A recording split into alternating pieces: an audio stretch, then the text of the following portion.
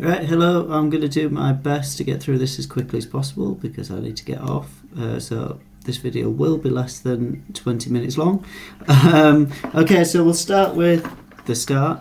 So habeo, habere, habui, habitus. Now, especially as at least one of you really likes your languages, you might be able to see how how it's coming to English is literally just the B's changed over time. It's kind of one of those things that happens with languages. It changes over time to do with basically how people say things. And this changing to AV has happened not just in English, but look at French, for example. So avoir is to have. So there's the first one. Next, habitur, habitare, habitavi, habitatus means live. Now please do not make the different... I can't speak. Please do not confuse, especially the fourth principal part, habitatus, with habitus in the previous one. It's easier to tell because habitat, which is somewhere you live, is in the fourth principal part of habitur, whereas it is not in habeo. Okay, so habitur, habitare, habitavi, habitatus means live, and that is where we get words like habitat or inhabit or habitat, etc. It's also where French gets j'habite from. Okay, next, heri is related to an adjective hesternus, which means yesterday's, but you don't really need to know about that. It means yesterday. Just make sure you learn that. Okay, what's next? Hick, hike, hock. Now this is an incredibly important word, and it's also related to the hick after it. Okay, it means this, and it's the sense that we're going to contrast it with, where is it at the bottom? Ille, illa, alud. So I'm probably going to talk about them both together a bit there, but the point is that hick, hike, hock, like this in English, is something that's a bit closer to you. Okay, whereas ille, illa, alud is something that's a bit further away, hence that. Okay, we'll talk a bit more about it later. Then you get hick as an adverb, okay? Now the things I want you to point out here is, one, obviously it means here, okay? But it's kind of related to hick, hike, hock, because it's here is like this place, okay? The place that you're at. There are also other adverbs. Hink, hink means from here, and hook means to here. English words hither and hence. For these, okay? So you can see the relation. Hodie means today, and you should notice that die is in there, which means day, okay? Hock kind of comes from hick, hike, hock again, means this, so this day, hence today, okay? I should point out that, like with lots of adverbs, it's basically like ablative form, hence ho and da. Next, homo hominis means man, human being. Oh, I'm going to have to struggle to write this. Or person. That's not what I meant to do. As in, there is a difference between this and we're. Okay? Because we're specifically refers to like a man, as in somebody of the male sex, okay? Whereas homo hominis is a bit more related to like the head senses of human being or person. It could be men, but it's more likely to, well, compared to we're, which will only ever be referred to men, as in of the male species. Homo hominis could refer to people, which could involve women. It could be more general as like mankind, that sort of thing. And hence that's where we get Homo sapiens from, you've probably heard of, which is like wise man, hence the human beings. Hora, horai means hour. Now it's quite obvious that hora, horai and hour are related. It's actually quite interesting that if you might think of other words, horoscope, which comes from actually two Greek words, because it came into English via Latin, but the word that it's probably more related to, we've talked about this probably in the past, so we might do it in the future anyway. Proto-Indo-European, okay? That's like a sort of a made up sort of language. It's not made up, it's like, if you think about how European languages evolved, it's what academics and intellectuals like to think of. There's this kind of sort of language from which whence languages such as Latin and Greek came from, and we refer to that as Proto-Indo-European. Anyway, when you have words that come into English via Greek, but then via Latin, it seems quite logical that there might be a Proto-Indo-European route to that. But whether or not this is actually to do with Proto-Indo-European, I just went on an aside. Hora, horai, horology, horoscope, to do with time. Horology is the study of time in the sense of watches. Horoscope is an observer of time. Not that I particularly believe in horoscopes. But anyway, hora horai, looks like hour, quite easy. Next, hortus horti equals garden. Things to English words from this. Horticulture, horticulturist, all these words are basically just to do with gardening.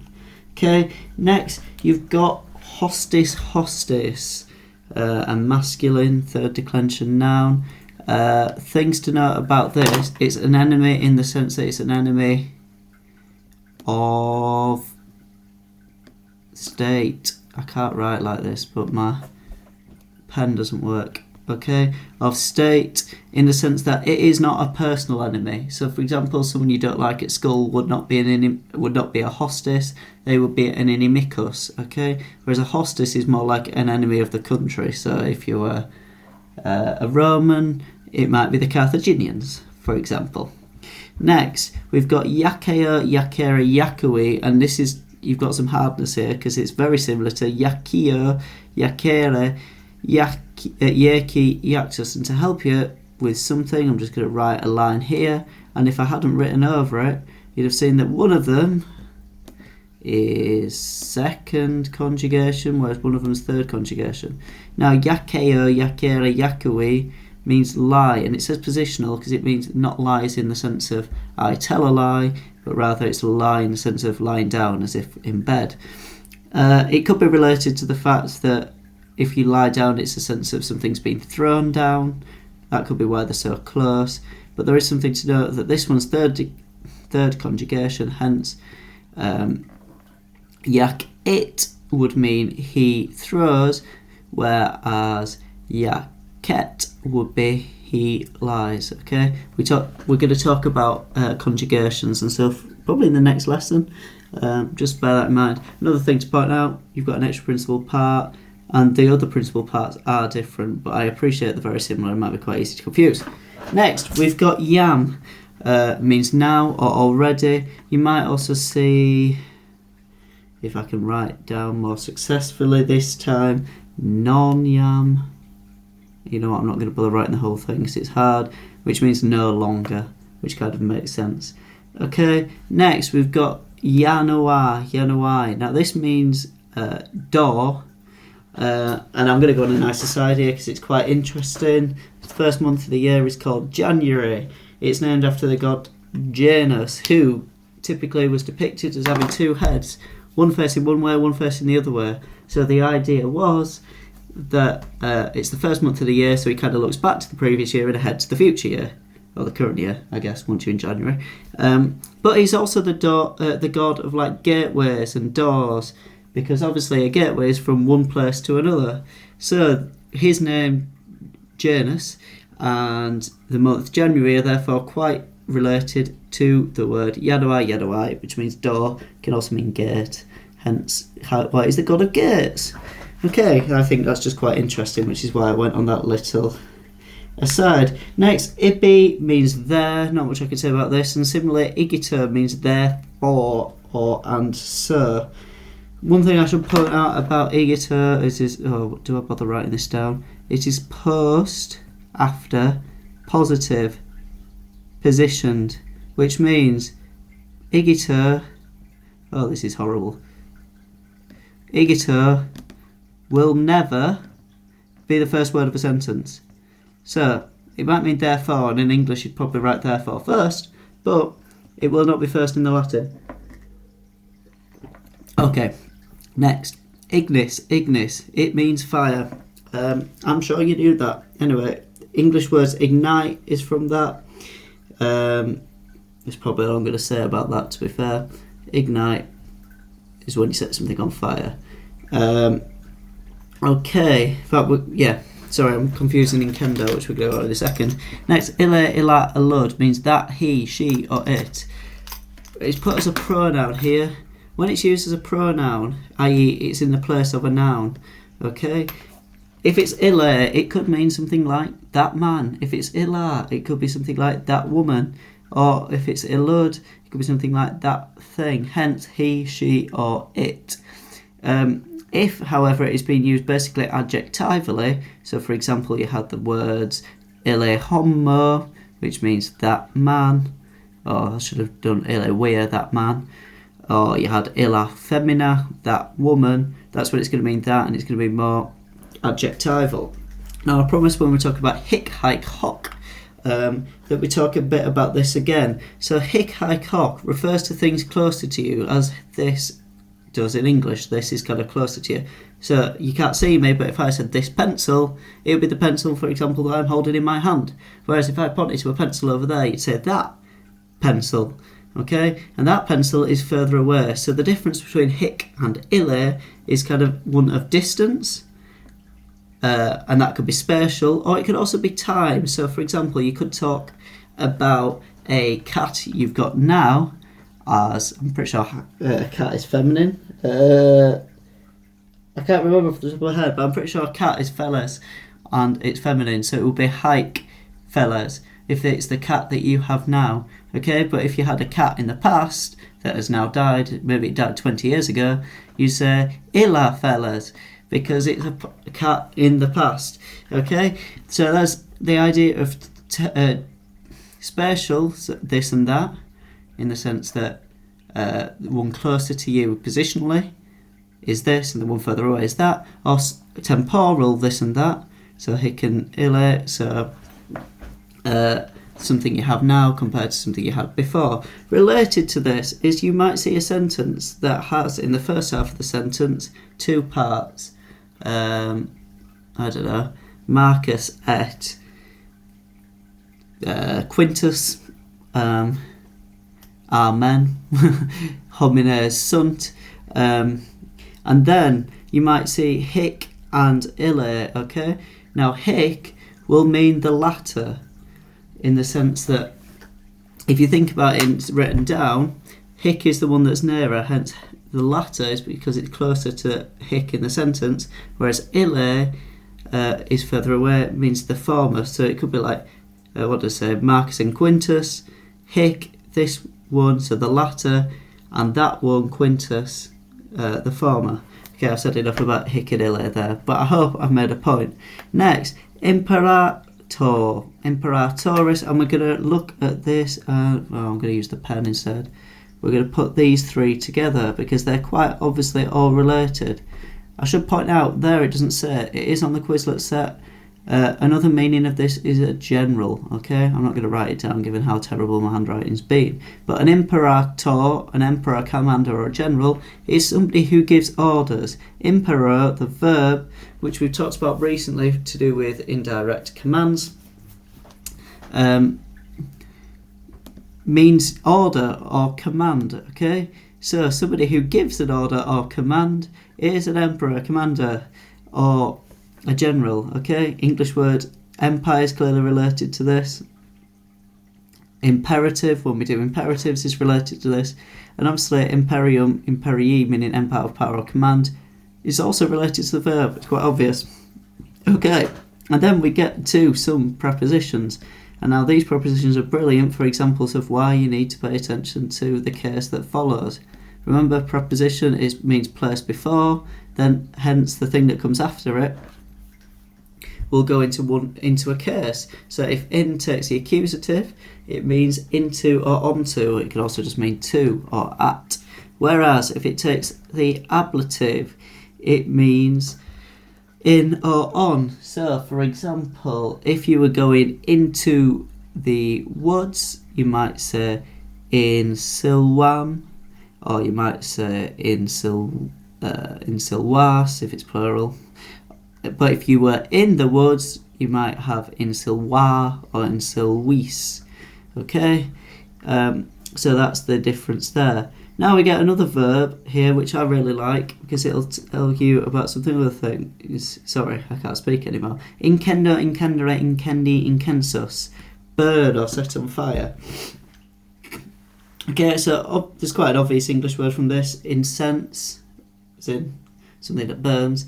Or if you're incensed, it's like you could be burning with anger. Okay, what's quite interesting about this, and we're going to talk about another compound here because it was mentioned there with prefixes and in. It actually comes from the words in, which means, in, and candere, okay, which means to like shine or glow with heat. So if you think about candere, what's a word that comes from that in English? A candle is something that burns or glows with heat. Okay, so if you burn or set something on fire, you're moving that fire, or you're burning or glowing to something. Okay, next, infelix, infelicis. So this is where we have this in English as well. But as a prefix, in can mean two different things. So you saw just above how in can also be used as a prefix, and that tends to indicate motion towards. However, or it could be a motion at that place. However, in, like in English, can also be a negative thing. So, for example, think of a word that starts with in. Inhospitable. Okay, if something is inhospitable, it is not suitable for living in. Okay, so that hospitable, suitable for living in, inhospitable, not suitable for living in. Same thing has happened here. Okay, in means effectively un, or you can have in English, but not here. So you've probably met, I think we met Felix Felicis, meaning lucky or happy a few pages ago. Here you see it mean unlucky or unhappy because of in. In the same sort of sense, you get ingens, ingentis, which you've probably never thought of like this because it means huge. But the word gens, gentis, which is one of the hardest words to learn in Latin, is kind of like, it means kind, not as in kind as in nice, but as in family or tribe or race or something like that. Okay, so ingens is something that is not of its kind, therefore it is beyond the normal, therefore it is big. So hence, if you had a wall that was ingens, it is a huge wall because it's not just like a little wall that you might be able to jump over. It's a massive 30-metre wall that even a brilliant pole vaulter couldn't get over. Okay, next we've got ingredio, ingredi, ingressus sum. It means enter. It is made up of in, meaning go, in or into. Angredio, we've talked about how this means, it's from the verb gradio, which means step or walk. So you walk into something, or you walk in, and you are entering. We've talked about how gredio verbs and gredi, gressus are all to do with movement. Okay, they are also deponent verbs. I am going to write that down, however horrible my handwriting is. It is a deponent verb. Okay, remember deponent verbs place down principal parts or their passive forms. Okay, so it's always going to be active. Okay, deponent. Next, inquit. Now this is incredibly, it says irregular here, it's defective, i.e. it doesn't have many forms. Inquit might mean say, might mean said. Use your context. I suspect in a passage, it's almost certainly likely to be said. Okay, next, insula, insulae, means island or block of flats.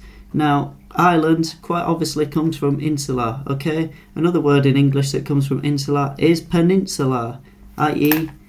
almost an island. I'm going to do two drawings here, one for a peninsula. We live in a peninsula in the southwest. Oh, that's not what I meant to do. If you imagine the country Great Britain, it's going to be drawn in here. Okay. Alright, we're just going to do England because that's all I can fit in. Okay, and we live about here. Okay, this is a peninsula. It is a peninsula because it is surrounded by seas on three sides. 1, 2, 3. The word pen comes from the Latin pine, which means almost. Okay, so a peninsula is almost an island. Now, why does it mean block of flats? Well, if you think about it, say this is a block of flats. Okay, and then you have a road here, and you have a road here. Remember, the Romans loved their good city design. Okay, hence you have got basically an island. So island, block of flats. That all makes sense. We're nearly there, and I've run out of time. Let's keep going. Interlego, interlegere, intellexi, intellectus means understand or realise. English words: intelligence, intellectual, intellectualism. All these words come from this. Why? Because you'll see below, inter means among or between, okay? And Lego, we'll see, I think on the next page, means choose or select. If you can choose or select between things, that's probably because you can understand them, or that's how it comes about, okay? And that's how that works. Next, inter, another preposition, and it takes the accusative, so please bear that in mind, and it means among or between. English words to help you with this: international is between countries. Next, interlayer, probably related to inter in the sense that it probably means among these things. Is id. So if it's among these things, it happened at the same time, hence meanwhile. It's an adverb. Again, intro, intrare, intravi, intratus. It means enter. Same sort of idea as ingredio. It is actually related to inter and eo, but it's not that easy to see. And the English word enter comes from this. Finally, invenio, invenire, inveni, inventus. It means find.